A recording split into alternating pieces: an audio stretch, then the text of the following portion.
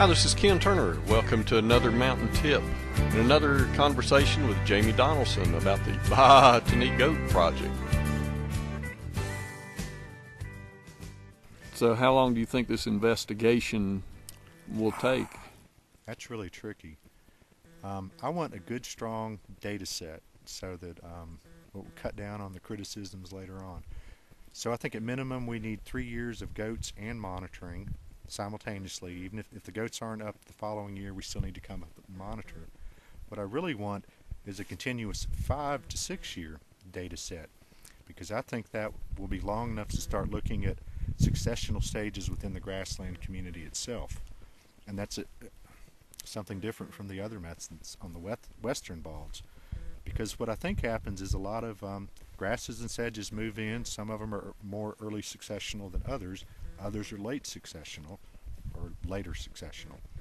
And so I think there will be a period of potentially a few years once we get real restoration of natural processes where the grassland itself will be able to fend off woody plant invasion.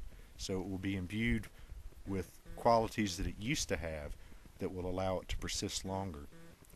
And what I think is going on with the mechanical methods is at best they're only able to skip 1 year of doing something. And what they're ending up with is a late successional stage grassland. Actually, it's mostly sedge land now in areas because animals aren't there. But anyway, it's this late successional thing that's forever threatened by invasion from woody plants. And you just never get beyond that point. So my big question is, will the animals strengthen the whole grassland community to where it's not just forever threatened year by year and you always have to go out and do it? So I'm hoping that once we get restoration completed and we're talking about maintenance, that maybe we can leave a place alone for 3 years or 5 years or something. And just leave it alone and just then bring the goats we'll put back. the goats on new areas. Okay. Brand new habitat. So not only will we be getting faster each year going through the same area, but I foresee we'll reach a point where we just don't even need to be there. And so in the long term, some areas we're just not going to be on because we were successful. Other areas we're going to be doing maintenance, trying to get it to the real success stage. And we're also going to be getting into new territory the whole time. So it's a snowball effect. The longer we're up here, the more ground we're actually going to be able to cover in a given season. And that is another one of the reasons I think we really need to do this for 3 to 5 years.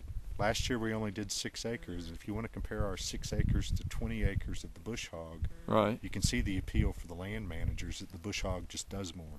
Right. But if, say, by the 4th year we're actually doing 20 acres, restoring natural processes, and are able to skip areas because we were so successful in the short term, I think we'll be way ahead of everybody else. And a whole lot of benefits to the grasslands themselves. Right. Yeah. One of the discussions going on is whether or not grazed lily can reseed within that late stage successional community, because the thatch is so thick it can't actually get down to the soil, and the sunlight's not getting down through the thatch to the soil where the seed is for the few seeds that actually make it all the way down. Grazed lily may do much better from an animal model because the animals, just their hoof prints, are creating practically an infinite variety of microhabitats. And so the animal model, I think by default, automatically is just going to support a different suite or guild of plant species that the mechanical models just can't at all, period. It's beyond them. I hope you enjoyed our conversation with Jamie Donaldson about the Baa-tany goat project. More information at mountaintips.com.